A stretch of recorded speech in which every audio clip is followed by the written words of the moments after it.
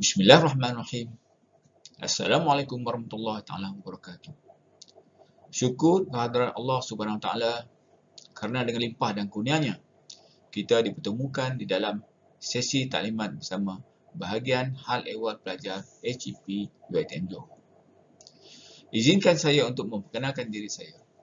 Nama saya Basaruddin Shah bin Basri. Ada yang memanggil saya sebagai Dr. Bashar lah.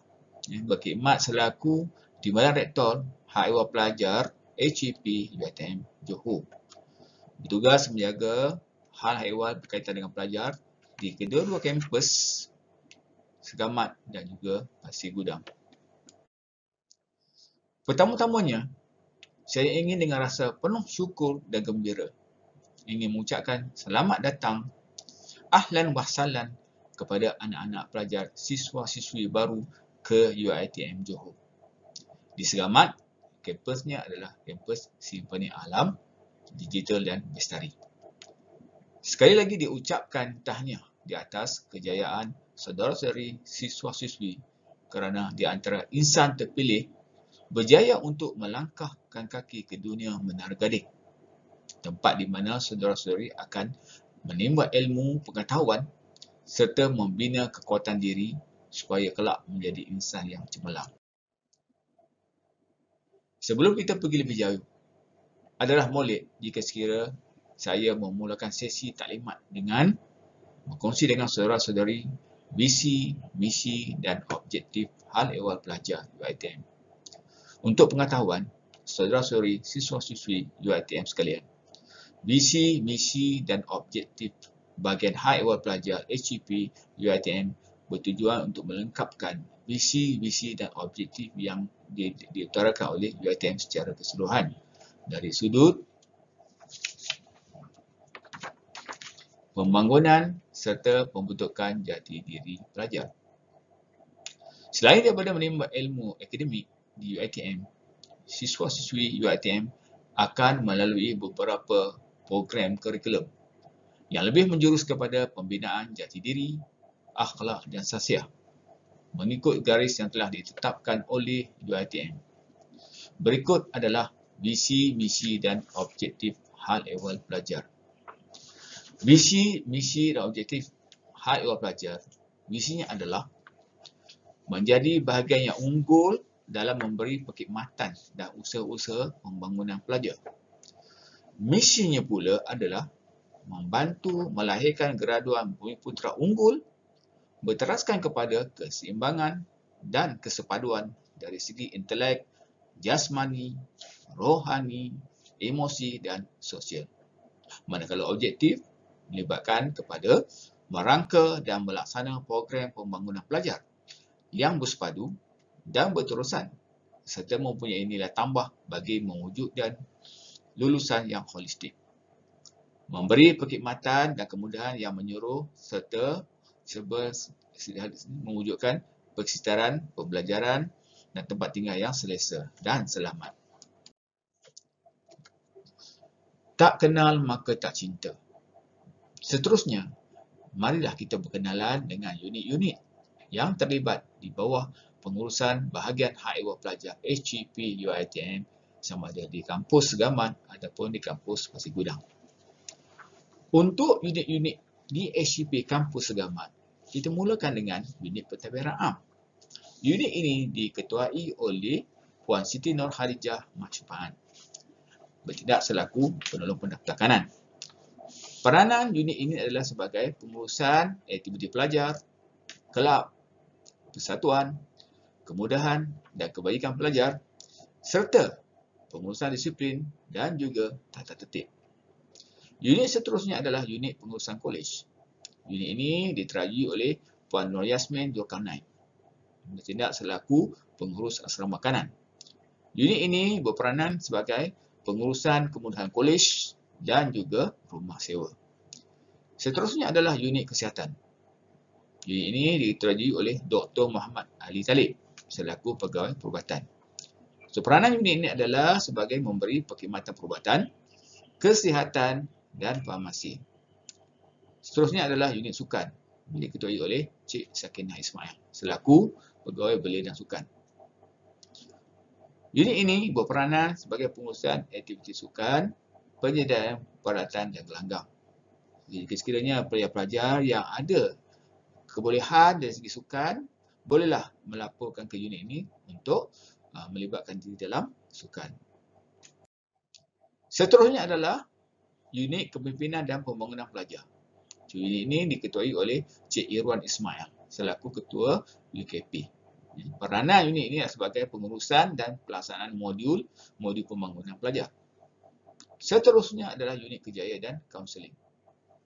Unit ini diketuai oleh Puan Rajwani Ismail, Pegawai Psikologi Kanan. Peranan unit ini adalah sebagai memberi perkhidmatan, kaunseling dan bimbingan serta pembangunan kerjaya pelajar. Seterusnya adalah unit kurikulum. Unit ini diterajui oleh Tuan Wujud Abil selaku Pegawai Kurikulum Kanan. So, peranan unit ini adalah di segi pengurusan aktiviti kurikulum pelajar. Dan seterusnya adalah unit kesenian dan kebudayaan. Diketuai oleh Cik Nazaruddin Zakaria selaku Pegawai Kebudayaan Kanan. So, unit ini berperanan menyelaras aktiviti yang melibatkan aktiviti budaya. Bukan sahaja di kampus Gamat, terdapat juga unit-unit HCP yang bertindak di bawah kampus Pasir Gudang. Pertamanya, unit pentadbiran am. Unit ini diketuai oleh Cik Ahmad Sofi Ahmad Jawahi selaku penolong pendaftar. Unit ini berperanan sebagai pengurusan aktiviti pelajar, kelab, satuan, kemudahan dan kebajikan pelajar serta pengurusan disiplin dan tata tertib pelajar. Seterusnya adalah unit pengurusan kolej.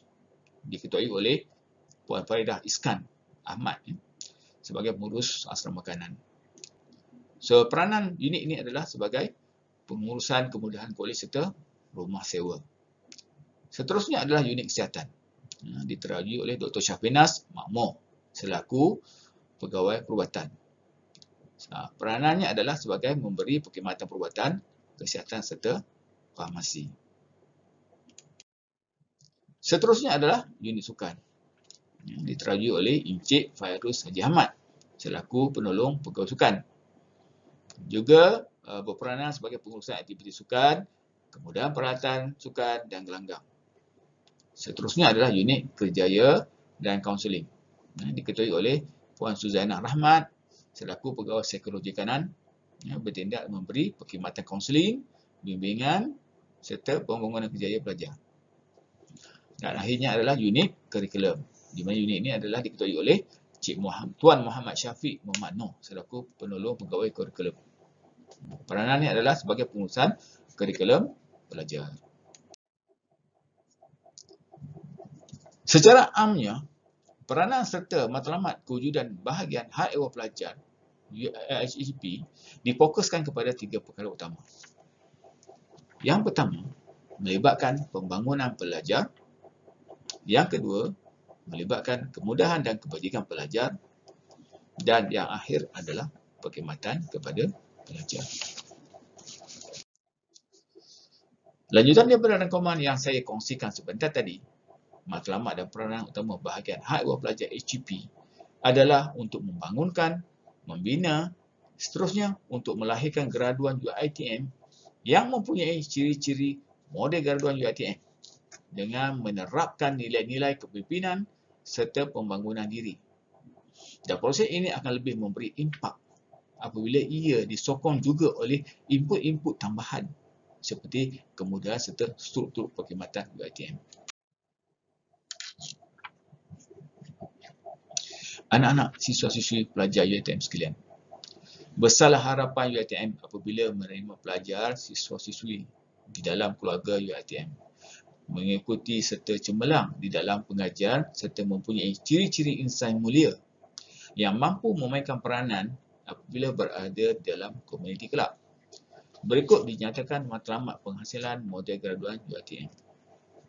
Antara model graduan yang digariskan oleh UiTM adalah yang pertama, berpengetahuan dan berkemahiran. Yang kedua, kreatif, konstruktif, saintifik, progresif, inovatif, kritikal, global dan analytical. Seterusnya adalah model graduan UiTM perlu mempunyai sifat-sifat rasional, terbuka, berpandangan jauh, berketerampilan, bebas dan yakin, serta berdikari dan berdaya saing, serta mempunyai ciri-ciri kepimpinan, keusahawanan dan kemahiran pengurusan yang tinggi. Mempunyai kecerdasan dan ketahanan mental dan fizikal yang berpanjangan, mempunyai sifat jati diri, patriotik, berterima kasih dan bersyukur. Akhirnya adalah model terakhir graduan UiTM adalah bertakwa, beretika dan berakhlak mulia, serta mempunyai ciri-ciri personaliti yang seimbang, harmonis dan holistik. Berikut adalah jenis kemudahan kolej yang disediakan untuk pelajar siswa-siswi.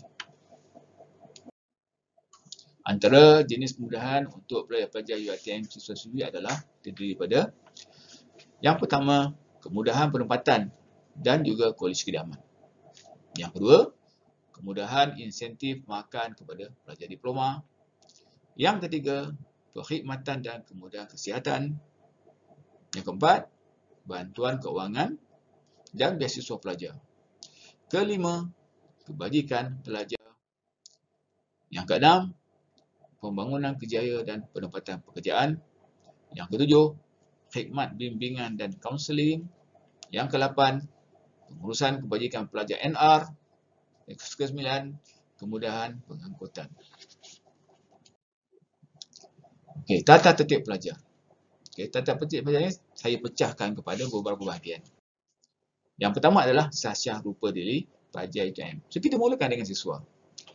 Kalau anak-anak siswa-siswi sekalian perhatikan di layar, kita akan dapat lihat ini adalah contoh-contoh pakaian yang perlu dipakai oleh pelajar siswa ketika berada di dalam kampus dan juga sebagai menghadiri urusan-urusan resmi. Kalau lihat di sini, kalau nampaklah yang pertama ni, jika sekiranya ada hari tertentu pelajar-pelajar akan dikenakan pakaian korporat, disuruh memakai pakaian korporat. Dan ada ketikanya adalah pelajar disuruh memakai pakaian smart casual. Ni ada yang pakai F1, dia panggil F1. Ini baju korporat. Selalu dipakai apabila menghadiri aktiviti-aktiviti persatuan. Dan baju batik. Baju batik ni adalah dipakai ketika hari-hari tertentu lah, hari rasmi. Juga baju Melayu, baju jika sekiranya pelajar menghadiri pembentangan ketika mengambil subjek-subjek yang tertentu yang memerlukan pelajar melakukan pembentangan kertas kerja. Yang terakhir adalah pakaian ketika ke padang sukan, untuk sukan. Untuk sasiah rupa diri pelajar siswi, berikut digariskan antara pakaian-pakaian yang perlu dipakai oleh pelajar siswi. Yang pertama, pakai korporat. Yang kedua ni adalah smart casual, baju korporat, F1, baju batik. Pelajar juga dibenarkan pakai jubah. Ni pakaian yang perlu dipakai ketika pembentangan. Pembentangan apabila mengambil subjek-subjek yang tertentu. Dan akhir sekali lah pakaian kita ketika bersukan. So, pelajar siswi ada disarankan sentiasa mempamerkan kad pelajar ketika berada dalam kampus. Dan yang lain-lain akan diterangkan sekejap lagi. Okey, larangan kepada pelajar siswa. Ini adalah larangan yang keras. Yang pertama, pelajar siswa adalah dilarang untuk bertindik atau memakai subang, gelang atau rantai. Seterusnya, pelajar siswa dilarang memakai kemeja T bulat, round neck, ketika ke kelas atau ke tempat-tempat rasmi. Tapi jika sekiranya pelajar hendak ke padang ataupun melakukan aktiviti selepas daripada aktiviti kelas dan rasmi, bolehlah memakai round neck. Contohnya ketika berada di kolej. Dilarang memakai seluar pendek ke kelas, ketika bersukan dan juga ke tempat-tempat rasmi. Lebih-lebih lagi sekiranya jika hendak ke padang sukan. Hendak ke padang sukan, pelajar diarahkan, diwajibkan untuk memakai seluar track panjang. Dan ketika berada di padang, barulah boleh dipakai seluar pendek bersesuaian dengan aktiviti sukan yang dilakukan. Seterusnya adalah dilarang mewarnakan rambut atau mengikuti fashion yang keterlaluan. Kita tidak bolehlah, sebab bila belajar ni kita hendaklah pakai pakaian yang rasmi, ikut arahan-arahan yang dikeluarkan oleh UiTM. Seterusnya adalah larangan kepada pelajar siswi. Pelajar siswi dilarang mewarnakan rambut atau mengikuti fashion rambut yang keterlaluan. Mewarnakan rambut warna biru, warna merah, warna hijau tidak dibenarkan. Juga pelajar dilarang memakai pakaian yang ketat, singkat, jarang dan menjolok mata. Dan akhirnya adalah dilarang memakai purdah ataupun nikab. Kecuali pakai mask lah masa COVID ni.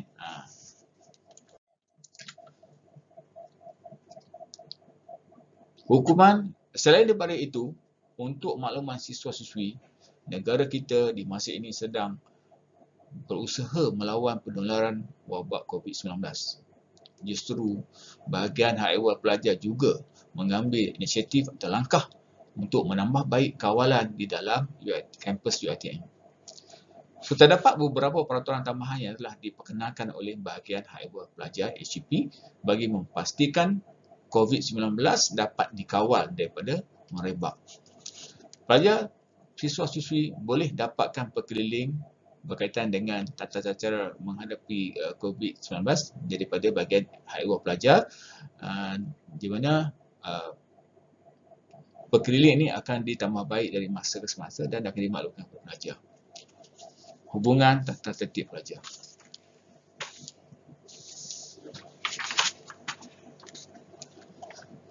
Paparan layak ini bukanlah untuk menakutkan saudara-saudari siswa-siswi, tapi sekadar peringatan kepada pelajar yang untuk tidak melakukan perkara yang tidak wajar serta menghindari perkara yang tidak memberi apa-apa manfaat.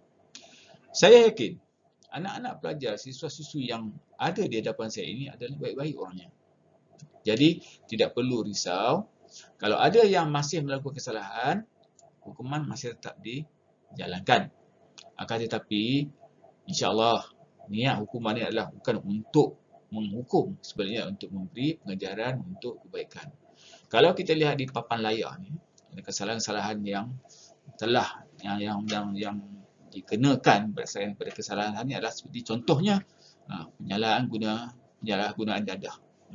So adalah tidak baik, tidak bagus untuk pelajar ini mendekatkan diri dengan dadah. Ketagihan dadah ataupun dengan najis dadah dia adalah tidak bagus sebab dia akan memberi kesan yang berpanjangan. Jadi jika sekiranya didapati pelajar melakukan kesalahan ini di dalam kampus, hukuman adalah dibuang daripada universiti. Itu kesalahan pertama. Kesalahan seterusnya adalah berkelakuan sumbang, salah laku, persetubuhan haram, meraba, bercumbu, berpegang tangan. Pendek kata, ketika belajar ni, belajar hanyalah bolehlah belajar saja. Janganlah berpasang-pasangan. Sebab ini adalah perkara yang tak elok untuk dilakukan dan melanggar atas universiti lah. Janganlah dia cuba untuk melakukan perbuatan-perbuatan yang sedemikian lah. Jika sekiranya didapati bersalah, sama ada adalah siswa ataupun siswi, denda sehingga RM500 atau digantung pengajian atau dibuang universiti. Sebab dalam kes ni selalunya kita akan melaporkan kepada ibu bapa dan penjaga, dan ini akan memberi malulah kepada keluarga. Kita mintalah anak-anak, siswa-siswi janganlah melakukan perkara sedemikian. Seterusnya adalah memiliki ataupun minuman keras, sama ada dalam bentuk mengedar ataupun menjual. Itu pun tidak dibenarkan. Dan jika sekiranya didapati bersalah, denda sehingga RM500 atau dibuang universiti. Ini adalah kesalahan yang sangat popular yang banyak dilakukan oleh pelajar. Bukan saja pelajar siswa, sekarang pun dah trend banyak pada pelajar siswi. Dan perkara yang tidak baik ini, yang tidak elok ini adalah merokok ataupun menghisap vape. Sama ada memiliki, menghisap, mengedar atau menjual. So, pelajar dilarang atau ditegah sama sekali untuk membawa rokok atau vape ke dalam kampus. Jika sekiranya dirampas, pelajar tidak akan dapatlah balik vape atau rokok tu dan akan didenda. Sebaliknya didenda RM500 hingga RM500. Seterusnya adalah pemalsuan dokumen dan sedia sakit. Jika sekiranya pelajar ni ada yang nakal-nakal ni, cuba nak konten kelas ataupun nak mengelak daripada menghantar assignment ataupun tugasan, mereka akan memasukkan dokumen, meniru lah, ataupun ambil sertifikat yang palsu. Jika sekiranya didapati bersalah, denda sehingga 500 ataupun digantung pengajian. Maknanya kalau digantung satu semester, tuan-tuan siswa-siswi akan kerugian selama 3 bulan. Tidak menjadi kelas dan akan lambat grade lah. Kalau digantung 2 semester, 6 bulan. Jadi dalam masa 6 bulan tu, duduk rumah pun dah membazir masa lah, membuang masa. So janganlah dia buat perkara-perkara macam ni lah. So yang terakhir adalah memiliki bahan hujah. Sama ada menyewakan, mengedar, menonton, mendengar, menyimpan atau mencetak. Jika dia bersalah, denda hingga RM500 atau digantung pengajian. Untuk berurusan dengan jenis kebajikan pelajar, jenis bantuan dan kebajikan pelajar. So bantuan kebajikan pelajar diadakan sebagai madah bagi membantu pelajar UiTM yang memerlukan bantuan agar proses pembelajaran tidak terganggu oleh kekangan serta kekurangan, supaya dapat membantu pelajar mencapai keputusan akademik yang lebih baik. Berikut adalah antara jenis bantuan kebajikan yang disediakan oleh bahagian hak ehwal pelajar untuk pelajar yang layak menerima bantuan. Yang pertama adalah tabung kebajikan pelajar. Ini adalah jenis bantuan untuk kebajikan pelajar UiTM lah. Tabung kebajikan pelajar. Tabung ini adalah untuk membantu pelajar yang memerlukan bantuan keuangan pinjaman sepanjang tempoh pengajian. Pelajar yang menghadapi masalah keuangan ataupun menghadapi kecurian keuangan, kehilangan duit, barang, ditimpa bencana alam, bayaran tambang yang tidak mencukupi, ataupun ada juga kematian, kes kematian ibu bapa. Jadi bantuan dari tabung ini akan digunakan untuk membantu meringankan masalah pelajar. Seterusnya adalah tabung kecemasan pelajar. Tabung ini adalah digunakan untuk membantu pelajar yang mengalami kemalangan ataupun tercedera. Bantuan keuangan pada waris jika berlaku kematian sepanjang tempoh pengajian. Ini adalah yang tertakluk bawah tabung kecemasan pelajar. So, kadar bantuan yang diberikan, sekiranya pelajar menghadapi kecederaan ataupun kemalangan, so bayaran bantuan adalah, kadar bantuan adalah berdasarkan kepada tahap kecederaan yang dialami. Sama ada luka, patah ataupun menghadapi kecacatan, akan dibantu berdasarkan pada tahap kecederaan. Jika sekiranya pelajar menghadapi kematian, keluarga terdekat ataupun keluarga tersayang, so bayaran RM10,000 akan diberikan kepada waris. Ini kematian pelajar. Okey, seterusnya adalah program bantuan keuangan pada pelajar OKU. Korang upaya lah. Korang upaya. So, jika sekiranya ada pelajar yang diiktiraf sebagai OKU, iaitu pelajar yang berdaftar dengan JKM, bantuan adalah berupa wang saku dan yuran pengajian. Kadar bantuan tidak melebihi RM5,000 setahun ataupun RM20,000 sepanjang tempoh pengajian. Bayaran dibuat terus oleh KPT kepada akaun pelajar. So, untuk pelajar OKU, kolej juga menyediakan kolej yang mesra OKU. Maknanya memudahkan pelajar untuk masuk ke kolej dan keluar ketika nak ke kelas. Seterusnya adalah pengurangan atau pengecualian bayaran yuran pengajian. Permohonan dibuka pada awal semester. Pengurangan hanya ke atas yuran pengajian saja. Saya ulang, pengurangan hanya atas yuran pengajian saja. Tidak termasuk yuran perkhidmatan yang dikenakan. So, kadar yang digunakan adalah bergantung kepada tahap kemampuan membayar yuran atau tidak. Antaranya 200 dikurangkan ke 150, 150 dikurangkan kepada 100, 100 kepada 50. Tapi untuk pelajar yang betul-betul tidak berkemampuan, kita akan mengecualikan bayaran daripada dibayar terus, yuran daripada dibayar terus. Dan kita juga adalah khidmat bantuan zakat untuk membantu selain pada bantuan yang ditawarkan oleh hak ehwal pelajar. Itu pelajar boleh mohon. Untuk berurusan dengan hak ehwal pelajar, saudara-saudari, anak-anak, siswa-siswi UiTM sekalian, bolehlah menghubungi staf di bahagian hak ehwal pelajar HEP di nombor yang tertera, sama ada saudara-saudari berada di dalam kampus segamat ataupun di kampus Pasir Gudang. Akhir kata dari saya, tuntutlah ilmu sebanyak mungkin kerana ia akan menjadi benteng serta penyelamat saudara-saudari siswa-siswi sama ada ketika saudara-saudari siswa-siswi mengharungi kehidupan sesudah berjaya mendapatkan segala ilmu dan pengalaman yang diperlukan ketika menamatkan pengajian dari UiTM atau untuk sebagai persediaan serta bekalan ketika berada di dunia yang kekal nanti. InsyaAllah. Saya doakan semoga saudara-saudari siswa-siswi diberi Allah Subhanahu Wa Taala kekuatan serta kesabaran untuk ilmu sebanyak mungkin. Kerana Allah Subhanahu Wa Taala akan meningkatkan darjat orang yang berilmu beberapa darjat kemuliaan. Sekali lagi saya ucapkan selamat datang dan selamat menjalani kehidupan sebagai mahasiswa dan mahasiswi UiTM dan Perlu. Ni kalau tengok di sini dia tulis ni lah, adab dulu baru ilmu. Yang maknanya orang yang beradab pastinya akan cemerlang berilmu, tapi orang berilmu belum tentu orang beradab. Sekianlah taklimat ringkas daripada saya. Yang baik itu datangnya dari Allah Subhanahu Wa Taala. Yang buruk itu datangnya daripada kekurangan dan kekilafan diri saya sendiri. Saya mohon keampunan. Dengan itu saya sudi taklimat saya dengan wabillahi taufiq wa hidayah. Assalamualaikum warahmatullahi taala wabarakatuh.